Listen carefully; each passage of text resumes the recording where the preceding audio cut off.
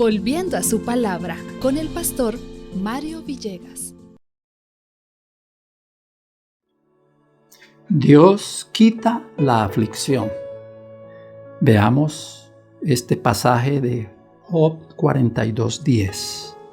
Y quitó Jehová la aflicción de Job cuando él hubo orado por sus amigos, y aumentó al doble todas las cosas que había sido hecho a Job. Todos hemos estado mirando muy brevemente este libro de Job, donde Job es probado en su relación con Dios, en su paciencia, en su piedad. Y finaliza la historia diciendo entonces que Dios es justo.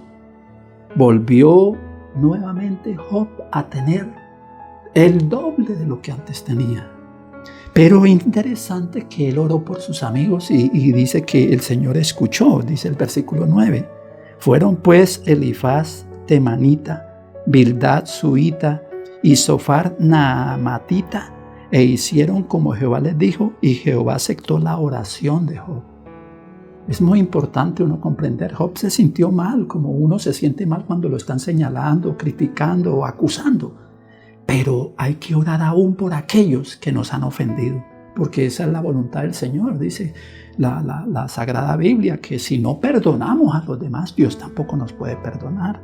Y Job está haciendo un acto de un cristiano. Está bien, no me entendieron mis amigos, pero le pido a Dios por ellos. Ahora Job sí entendió muchas cosas que antes no había podido comprender.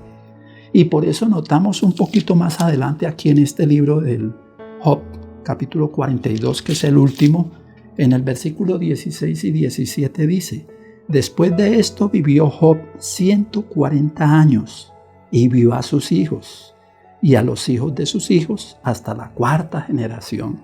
Y murió Job viejo y lleno de días. Siempre recordemos, apreciada familia cristiana, que Dios es justo. Él no va a dejar, como dice, caído al justo. Y cuando digo justo, me refiero a todo aquel que busca a Dios y lo respeta en su palabra. Justo es Él, porque es el único justo.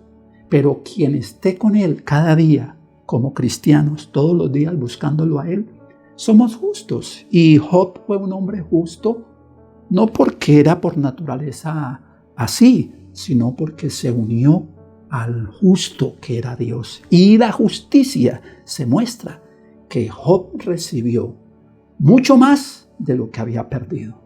Con esta promesa, sigamos adelante en este día, confiando en la justicia y la misericordia de Dios.